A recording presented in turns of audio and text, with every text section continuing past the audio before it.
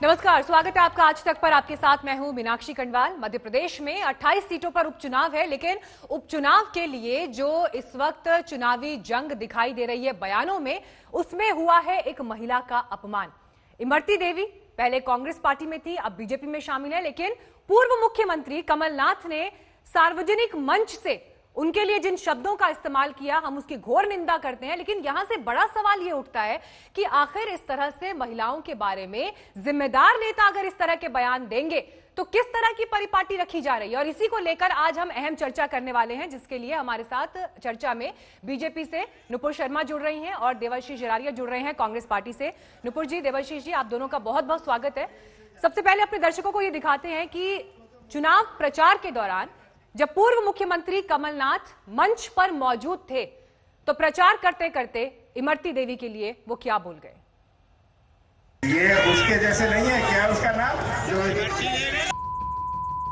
कमलनाथ तो राजनीति लाख नंदा, राजनीति करने वे के लाख नंदा। जब तू एक ऐसी महिला से ऐसे बोल सकता है तो तेरी नीयत कितनी खराब होगी। एक तरफ एमपी के पूर्व सीएम कमलनाथ के खिलाफ विरोध के शोले भड़क रहे हैं, तो दूसरी तरफ आंसुओं का सैलाब। मध्य प्रदेश की सियासत में ये नया बवाल है। पूर्व सीएम कमलनाथ के पुतले फूके जा रहे हैं, मुर्दाबाद के नारे लग रहे हैं। ये तदौर के टावर चौराहे की है।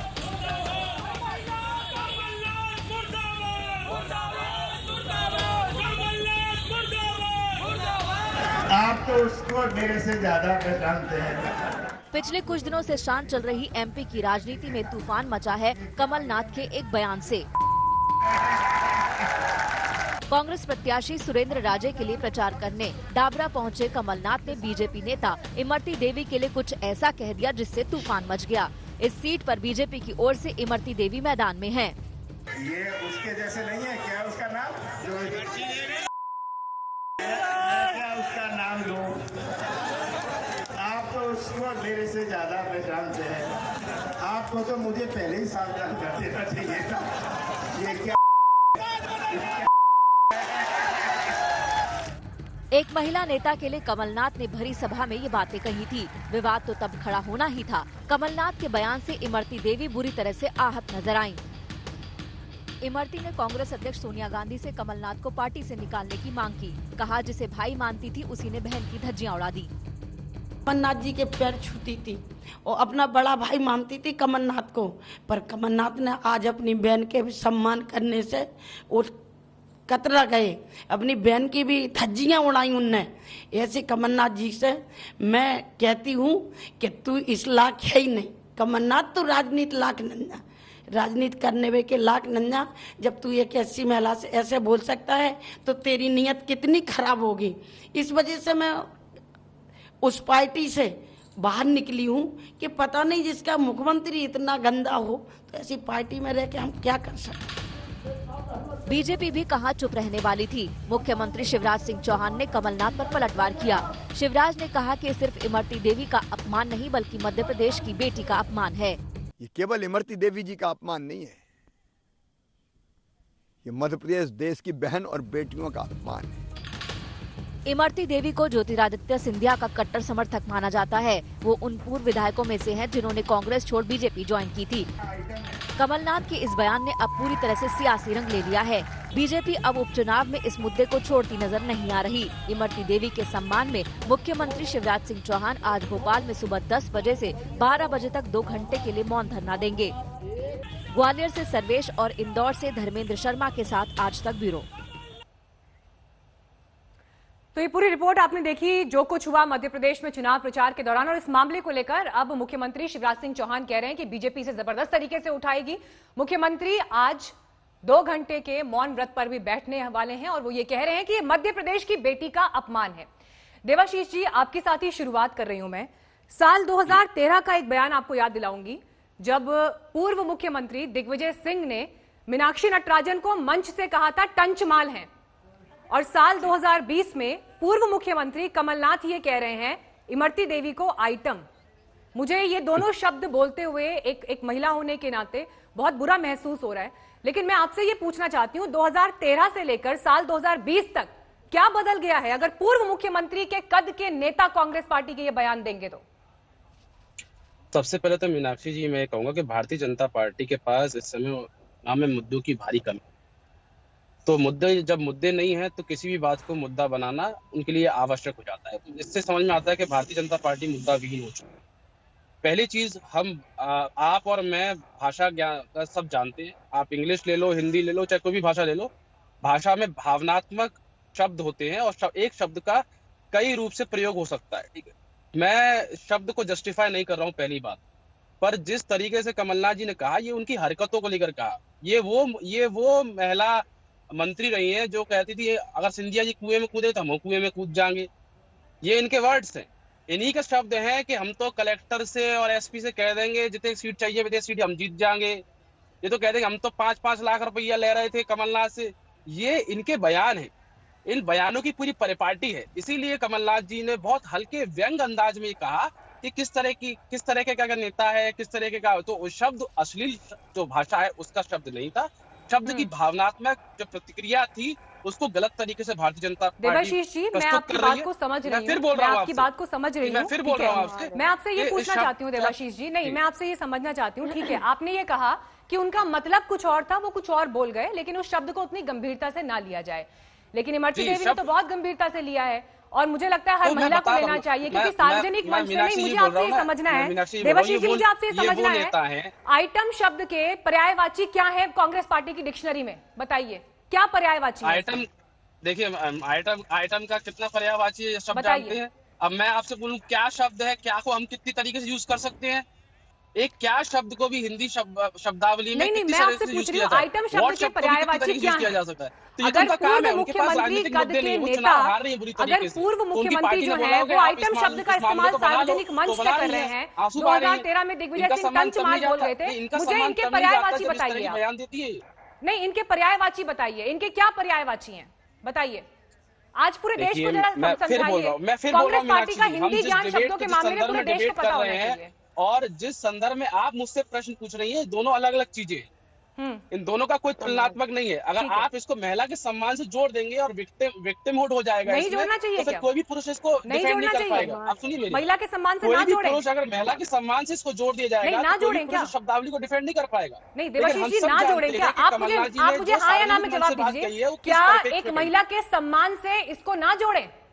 आप मुझे बताइए। मैं बिल्कुल बोल रहा हूँ, मैं नेता के लिए नहीं बोल रहा हूँ, मैं महिला के लिए बोल रहा हूँ। मैं एक महिला होने के नाते आपसे सवाल पूछती हूँ देवाशीष जी, मेरे घर की किसी भी महिला के बारे में अगर इस शब्द का इस्तेमाल होगा तो मुझे कड़ी आपत्ति होगी। इस पर मुझे कड़ी आपत्ति होगी। मेरे घर की किसी भी महिला के लिए इस शब्द का इस्तेमाल होगा और कोई भी करे, धरती पर मौजूद कोई भी शख्स करेगा तो मुझे आपत्ति होगी। आप मुझे ये बताइए, क्या आपको होगी आपत्ति? कमेंट नहीं कर पाएगा। देवाशीष जी, आपको आपत्ति होगी क्या? ये शब्द जो कमलनाथ जी ने बोला है उस परिप्रेक्ष्य में बिल्कुल नहीं है जिस तरह भारतीय जनता पार्टी इसको ले जाना चाह रही है। ठीक है देवाशीष जी, इमरती जी का एक बयान है जो मैं आपके लिए पढ़ना चाहती हूं। उन्होंने ये स्टेटमेंट दिया है, महिला शक्ति को घर की लक्ष्मी माना जाता है। आज मध्य प्रदेश की लक्ष्मियों को गाली दी गई है। मैं सोनिया गांधी से मांग करती हूं कि वो कमलनाथ को कांग्रेस से बाहर निकालें। मैं सोनिया गांधी जी से हाथ जोड़कर प्रार्थना करती हूं कि आप किसी की भी मां हैं, आप एक बेटी की मां हैं। यदि आपकी बेटी के बारे में कोई ऐसा कहेगा तो क्या आप उसे सहन करेंगी? आपकी पार्टी की अध्यक्ष एक महिला है, उनके पास देखिए प्रियंका गांधी जी को हमने देखा था कि वो हाथरस में गई थी दलित परिवार को सांत्वना देने के लिए। मीनाक्षी जी, मैं वही बोल रहा हूँ कि ये चुनावी माहौल है, भारतीय जनता पार्टी के पास कोई मुद्दा नहीं है, तो बेवजह मुद्दे को तूल दिया जा रहा है। That's it. ठीक है नुपुर जी, आइए चर्चा में। देवाशीष जी ये कह रहे हैं बीजेपी के पास कोई मुद्दा नहीं है इसलिए इसे मुद्दा बनाया जा रहा है। नहीं मीनाक्षी जी, मैं तो हैरान हूं सच में कि कहने को ये युवा नेता है, लेकिन अगर आपने इनका कमलनाथ का अगर पूरा सुना बयान तो वो उनके कैरेक्टर चरित्र की बात कर रहे हैं। आप सब पहचानते हो, मैं क्या बोलूं। और ये तो किस तरीके का आइटम है, मैं तो बोलना नहीं चाह रही थी ये शब्द। अगर आप स्टेज पे अगर आपने कैमरा पैन करके ढंग से देखा हो तो कमलनाथ जी के इस तरफ जो महिला खड़ी है उनके रिएक्शन से साफ हो जाता है, उनके रिएक्शन से साफ हो जाता है कि महिला के लिए आइटम शब्द का इस्तेमाल करना। नुपुर जी, आपको एक सेकंड रोक रही हूँ। मुख्यमंत्री शिवराज सिंह चौहान इस वक्त बोल रहे हैं, एक बार सुन लेते हैं उनका बयान। मध्य प्रदेश में मां, बहन और बेटियों का सम्मान सुरक्षित रखा जाएगा। माता बहनों के कल्याण के प्रति हम समर्पित भाव से काम करेंगे। यत्र नार्यस्तु पूज्यन्ते रमन्ते तत्र देवता। धन्यवाद। महिलाओं का अपमान बर्दाश्त नहीं किया जाएगा मध्य प्रदेश में, शिवराज सिंह चौहान ये कह रहे हैं, उन्हें आप सुन रहे हैं। लेकिन देवाशीष जी हमारे साथ पैनल पर बैठे हैं, उनका ये कहना है बीजेपी के पास मुद्दों की कमी है। नुपुर जी कंप्लीट करिए। देखिए यही तो बात है, इमरती देवी जी खुद भी दलित बहन है, लेकिन क्योंकि वो मामला हाथरस में नहीं है तो दलित बहन के लिए इनके लिए कोई आक्रोश नहीं है। अब इन्हें मध्य प्रदेश में कोई घास नहीं मिलेगी राहुल गांधी को जाके लेटने के लिए, लेकिन इनसे क्या अपेक्षा रखनी मीनाक्षी जी। हाथरस के तो खैर आरोपी अभी जेल में है, मामला सीबीआई के पास है, सर्वोच्च न्यायालय तक चला जा चुका है। लेकिन आप मुझे ये बताइए, जब राजस्थान में 2 दलित नाबालिग बच्चियों के साथ 13-15 साल की बच्चियों के साथ दुष्कर्म होता है और कानून कहता है कि 18 साल से कम उम्र की बच्ची कंसेंट नहीं दे सकती, तो वहां के मुख्यमंत्री कैरेक्टर सर्टिफिकेट साइन करके आरोपियों को रिहा करवा देते हैं। 13-15 साल की लड़कियों का चरित्र हनन करते हैं उनके विधायक, कहते हैं लव अफेयर गॉन रॉन्ग। देखिए मैं आज एक महिला, भूल जाइए भारतीय जनता पार्टी से हूं, लेकिन अगर आप मीनाक्षी जी बिल्कुल सही बोली, अगर आइटम कहलाना और टंचमाल कहलाना मुद्दा नहीं है और पार्टी मुद्दाहीन है, तो मैं माफी चाहती हूं, कांग्रेसियों का दिमाग मुद्दाहीन हो चुका है। आप सार्वजनिक जीवन के अंदर अगर महिलाओं को, महिला नेताओं को अगर टंचमाल और आइटम कह के बुला सकते हैं, तो आप बाकी महिलाओं के लिए क्या सोचते होंगे और क्या बोलते होंगे, दिमाग में आपके क्या आता होगा? नुपुर जी, मोदी जी ने सुनंदा पुष्कर को 50 करोड़ की गर्लफ्रेंड कहा था। सुनंदा जी इस दुनिया में नहीं है, आप सुनंदा पुष्कर, उनके जाने के बाद अच्छा नहीं लगता कि ये बात की जाए। एक सेकंड देवाशीष जी, एक सेकंड। नुपुर जी, नरेंद्र मोदी जी अब देश के प्रधानमंत्री हैं, उन्होंने सुनंदा पुष्कर के लिए कहा था सार्वजनिक मंच से। एक सेकंड देवाशीष जी रुकिए, एक सेकंड रुकिए। देवाशीष जी आपके पास आऊंगी, एक सेकंड रुकिए ना, उनसे पूछने दीजिए। नुपुर जी, क्या इस बात की गारंटी है, क्या आप इस बात की गारंटी दे सकते हैं कि बीजेपी के नेता महिलाओं के लिए सार्वजनिक मंच से इस तरह के बयान नहीं देंगे? मैं फिर से अनुरोध कर रहा हूं, मैं इतना बता दूं कि अगर किसी महिला के लिए अभद्र भाषा का इस्तेमाल हुआ, और मैं बता दूं टंचमाल और आइटम शब्द बिल्कुल आईपीसी के अधीन आएंगे, ये ईव टीजिंग से कम नहीं है। मैं आपको बता दूं ये बात, ये सेक्सुअल हरासमेंट से कम नहीं है। मुझे ये बताइए, क्या बीजेपी इस बात की गारंटी दे सकती है कि मंच से उनके नेता महिलाओं के लिए किसी भी तरह के ऐसे आपत्तिजनक शब्दों का इस्तेमाल नहीं करेंगे? आपने गर्लफ्रेंड शब्द का नाम इस्तेमाल किया, गर्लफ्रेंड के अलावा गाली होती है। और स्वेट इक्विटी जो गैर कानूनी तरीके से आईपीएल गेट के अंदर कैसे एक शेयर हासिल किया गया था, आज माफी चाहती हूँ, मुद्दा जरूर लगता है कि मोदी जी ने क्या कह दिया था, लेकिन वही कांग्रेसियों ने एक उफ नहीं जताई, ना मांग की जांच पड़ताल की कि कैसे अचानक सुनंदा जी की मृत्यु हो गई।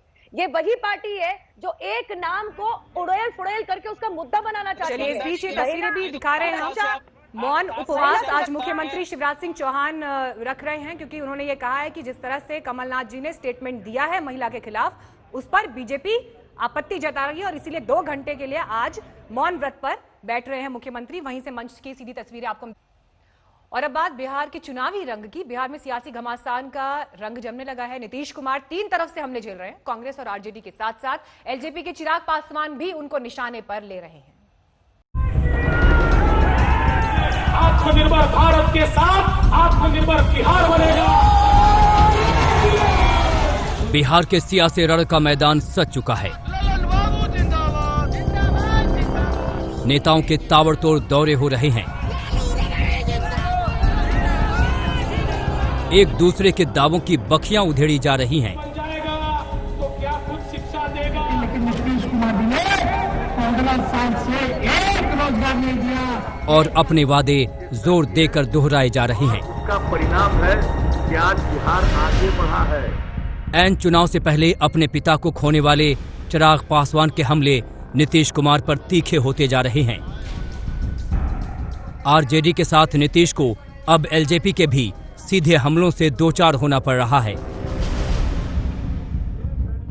बड़े बड़े नेताओं को मुख्यमंत्री फील करवा रहे हैं कि आप चिराग के खिलाफ बोलिए, आप चिराग के खिलाफ बोलिए। मैं आपके माध्यम से मैं भारतीय जनता पार्टी के तमाम नेताओं को इस धर्म संकट से मैं मुक्त करता हूं कि मेरी चिंता बिल्कुल नहीं करें, माननीय मुख्यमंत्री जी को संतुष्ट करें और वो जितना चाहते हैं मेरे खिलाफ आप लोग बोलें। तमाम नेताओं से मैं आग्रह करूंगा खुलकर मेरे खिलाफ बोलें। अगर प्रधानमंत्री जी भी बिहार में जब रैली करते हैं वो भी अगर मुख्यमंत्री जी को संतुष्ट करने के लिए मेरे खिलाफ अगर कुछ शब्दों का इस्तेमाल करना चाहें जरूर करें।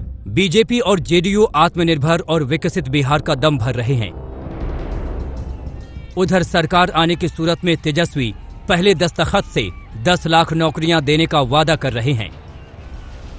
बिहार का बड़ा मुद्दा बेरोजगारी है और तेजस्वी इसी पर नीतीश कुमार की सरकार को सबसे ज्यादा घेर रहे हैं। नीतीश कुमार जी यानी कह रहे हैं, हाथ खड़ा कर दिया कि हम रोजगार नहीं दे सकते, हम बिहार में पलायन नहीं रोक सकते, हम बिहार में उद्योग कारखाने नहीं लगा सकते, हम गरीबी नहीं मिटा सकते, हम भुखमरी नहीं मिटा सकते।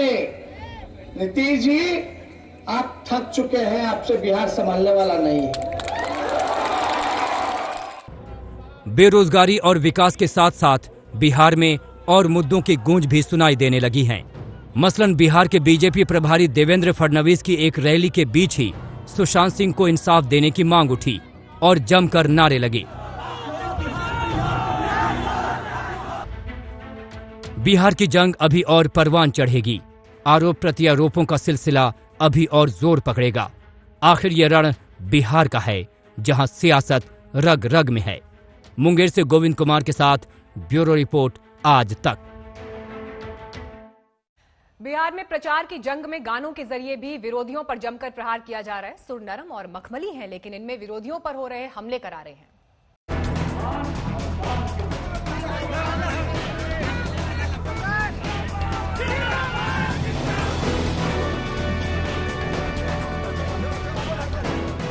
बिहार की कुर्सी किसको नसीब होगी ये तो भविष्य बताएगा, लेकिन इसके लिए जोर आजमाइश शुरू हो गई है। बयानों के तीर चल रहे हैं, लेकिन इसके साथ साथ सुरों की जंग भी छिड़ चुकी है।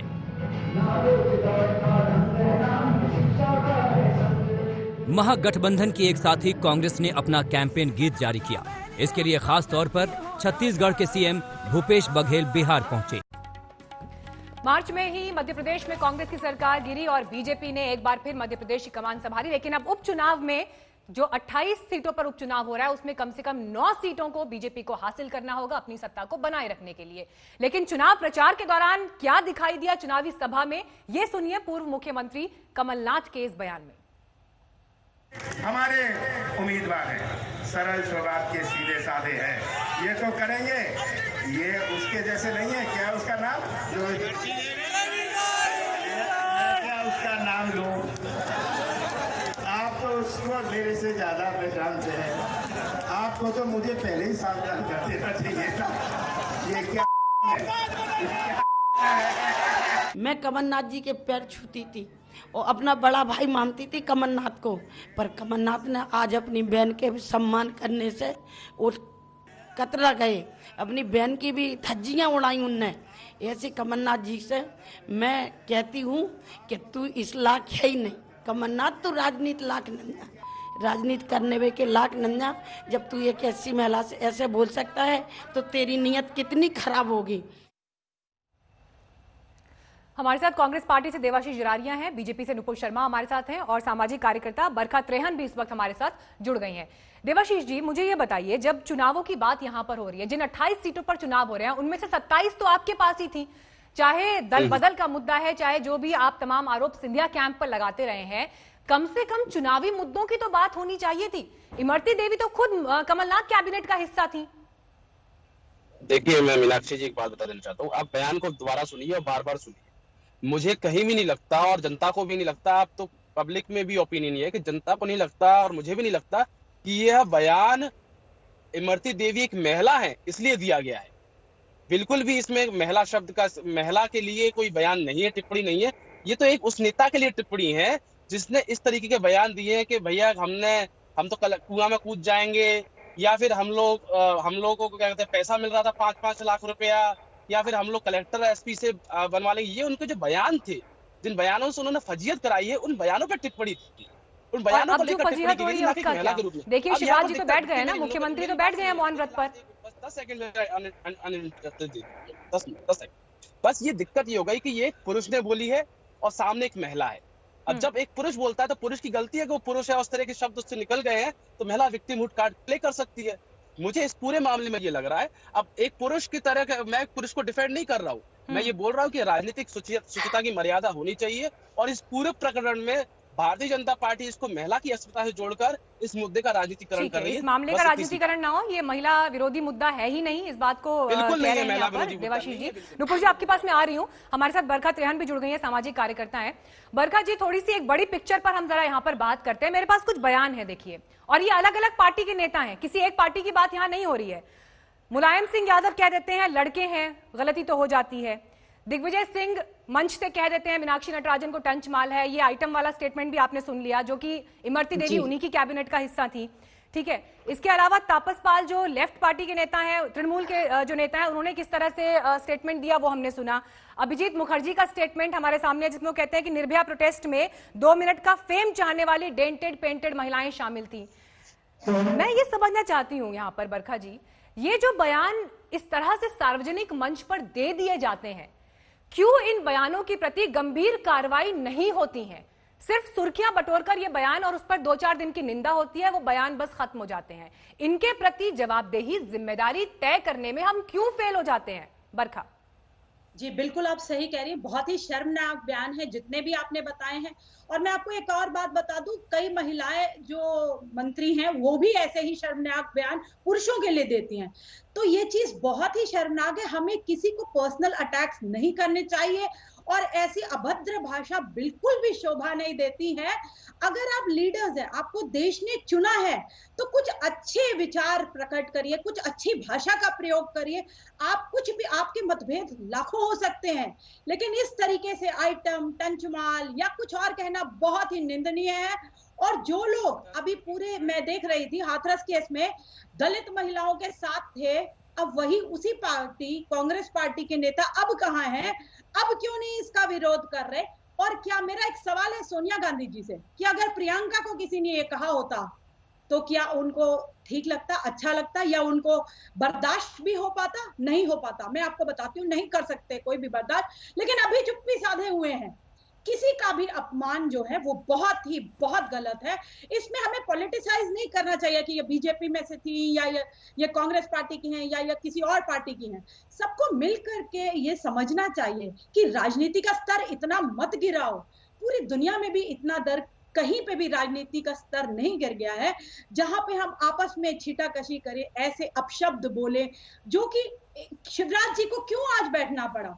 क्यों ऐसा माहौल बन रहा है? क्यों देश में ये सब हमको करने की जरूरत पड़ रही है? और बहुत ही निंदनीय, और हम सबको इसकी निंदा ज्यादा से ज्यादा करनी चाहिए। और ये सिर्फ निंदा नहीं करनी चाहिए या टीवी पे बैठ के डिस्कशन कर लिया, ये प्रण लेना चाहिए कि नहीं, ये गलत है, जो गलत है उसके खिलाफ आवाज उठाइए और नहीं होने दीजिए उसे। लेकिन देखिए बरखा, ये भी कितनी बड़ी आयरॉनिकल परिस्थिति यहाँ पर है कि सार्वजनिक मंच से एक बयान दिया जाता है, जो बयान पूरा देश सुन रहा है क्या है, लेकिन उसके बाद जब हम उस पार्टी के प्रवक्ता से सवाल पूछते हैं तो वो ये कह देते हैं कि ये उस रेफरेंस में नहीं दिया गया, इसका वो तात्पर्य नहीं है, इसका वो पर्यायवाची नहीं है। अब ऐसे में कैसे तय होगा कि इस बयान का क्या मतलब है? और महिलाओं के प्रति अगर अपमानजनक टिप्पणियां इस तरह से होती हैं तो कम से कम उस पर गंभीरता से बात करने की जरूरत है। नुपुर जी, मुझे ये बताइए, ये बयान एक चुनावी सभा में हमने देखा, उस बयान को लेकर आज मुख्यमंत्री को हम मौन व्रत यहां पर धारण करते हुए भी देख रहे हैं। 2 घंटे का वो एक सांकेतिक यहां प्रदर्शन भी कर रहे हैं,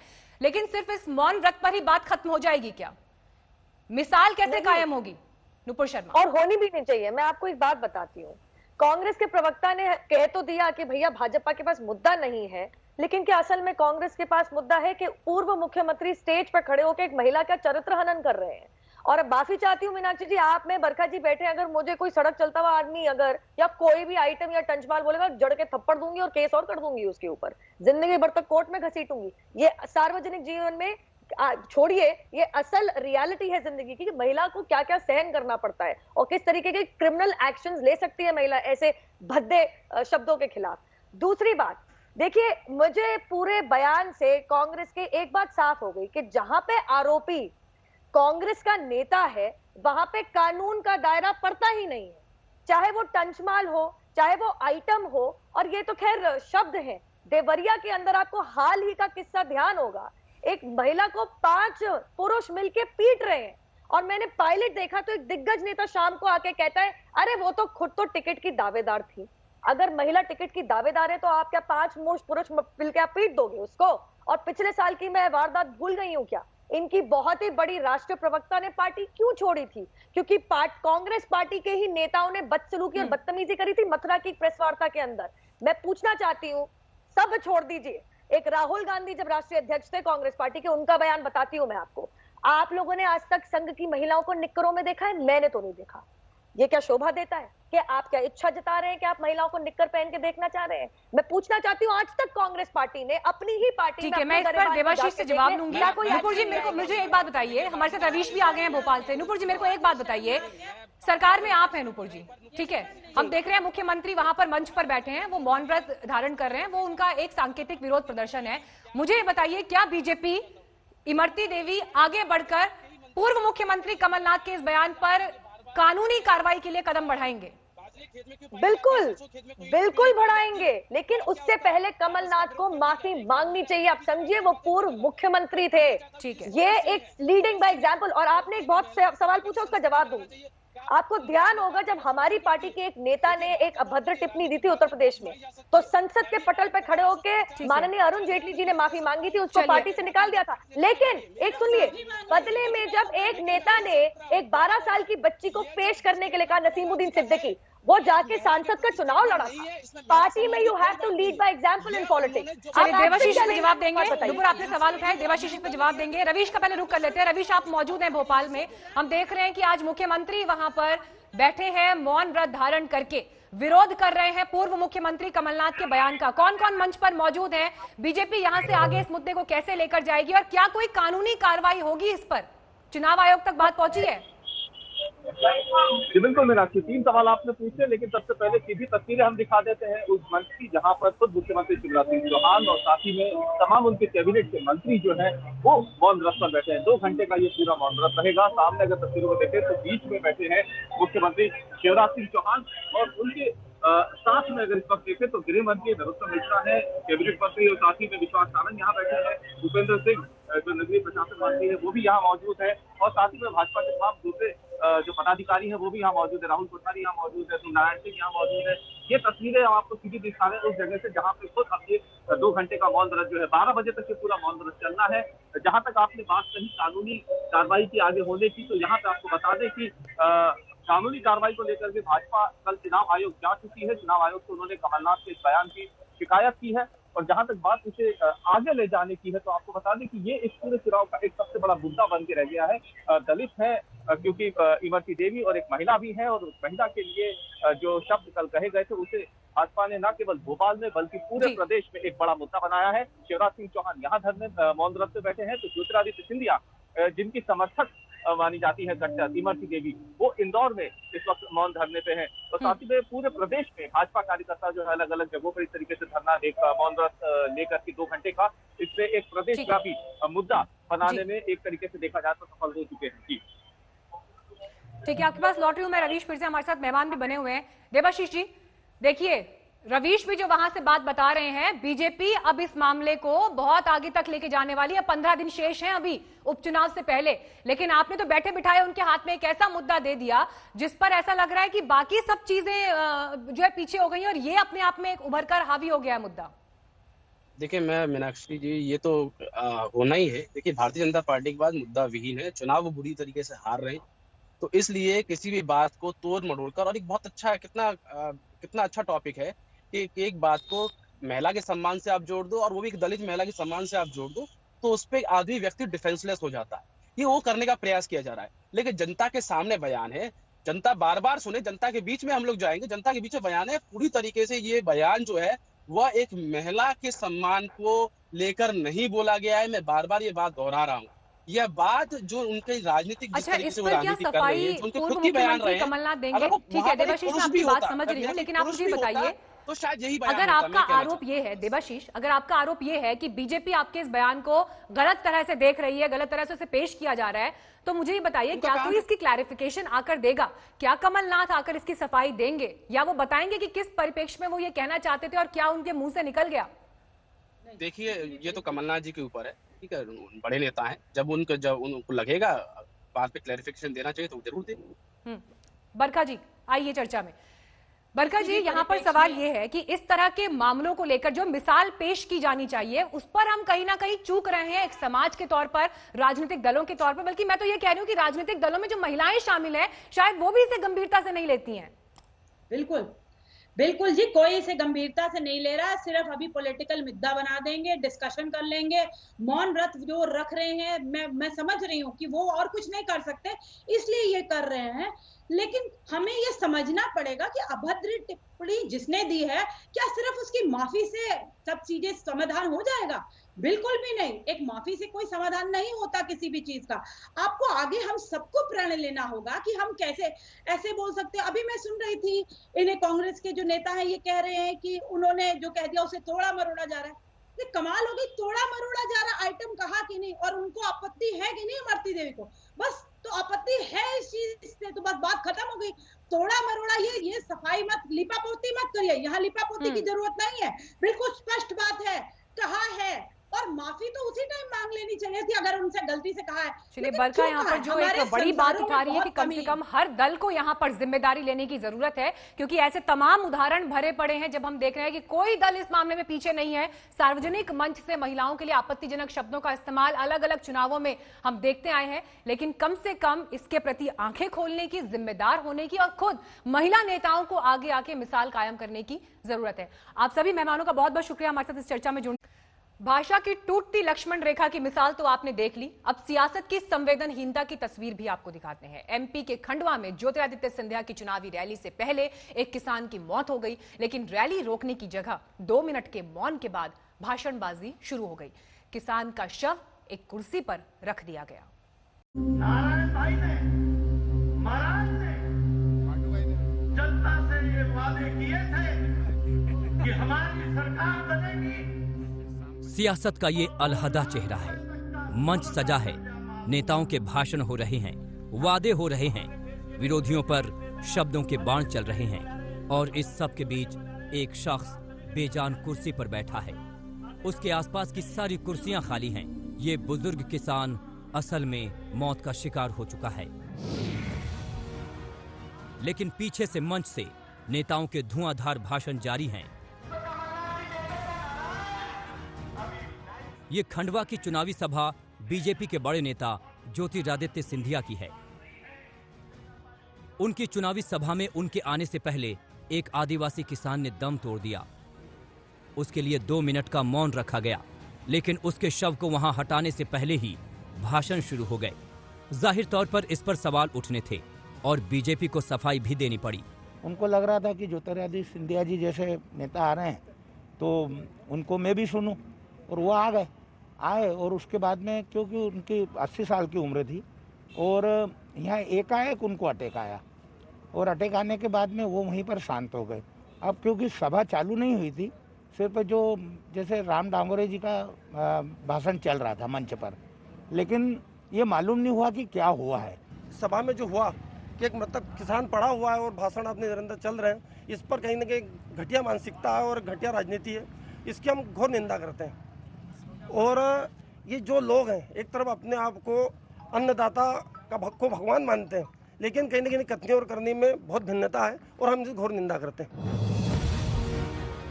उधर विवाद हुआ तो खुद ज्योतिरादित्य सिंधिया को भी सफाई देनी पड़ी। उन्होंने ट्वीट किया, कांग्रेस घटिया राजनीति कर रही है।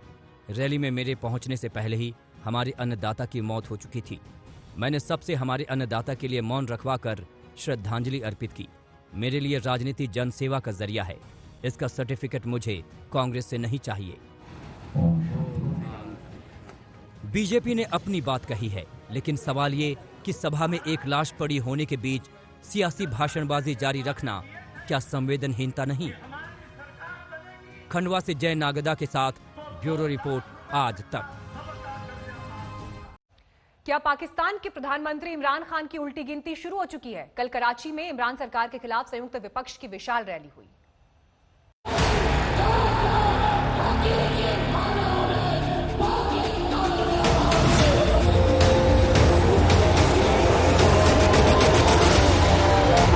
कराची कराची की सड़कों पर विरोध का सैलाब है। इमरान सरकार के खिलाफ लगभग पूरा विपक्ष लामबंद है। इमरान को सत्ता से बेदखल करने की हुंकार भरी जा रही है।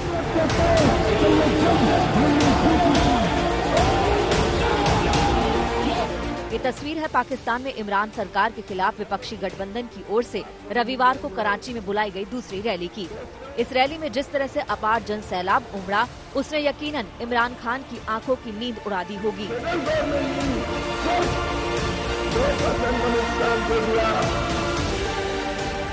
करीब 1 लाख से ज्यादा लोगों की भीड़ के बीच विपक्षी नेताओं ने इमरान खान पर जमकर हमले बोले। ये जंग पाकिस्तान की तमाम जमहूरी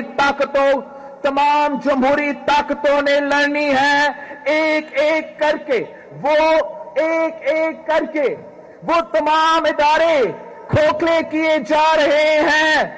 कराची को नवाज शरीफ की पार्टी पाकिस्तान मुस्लिम लीग नवाज और मुत्ताहिदा कौमी मूवमेंट का मजबूत किला माना जाता है। रैली में नवाज शरीफ की बेटी मरियम ने इमरान को सत्ता से उखाड़ फेंकने की हुंकार भरी। डरपोक आदमी, फौज को अपनी नालायकी छुपाने के लिए, अपनी नाकाम सियासत के लिए इस्तेमाल करते हो। तुम्हें ये हक किसने दिया है? क्या फौज इमरान खान की है? विपक्ष की इन रैलियों से इमरान खान बुरी तरह बौखलाए नजर आने लगे हैं। शनिवार को उन्होंने साफ कह डाला कि नवाज शरीफ पाकिस्तान के पूर्व राष्ट्रपति जनरल जियाउल हक के जूते साफ कर राजनीति में आए हैं। ये वो आदमी है जो जियाउल हक के जूते पॉलिश करते करते चीफ मिनिस्टर बना था। कभी पाकिस्तान इमरान की सरकार विरोधी रैलियों पर फिदा था और अब वक्त ऐसा बदला कि इमरान के खिलाफ लोग सड़कों पर उतर आए हैं। 11 पार्टियों वाले विपक्षी गठबंधन ने इमरान सरकार के खिलाफ 6 रैलियों का प्लान बनाया है। तो क्या ये माना जाए कि इमरान की उल्टी गिनती शुरू हो चुकी है? आज तक ब्यूरो।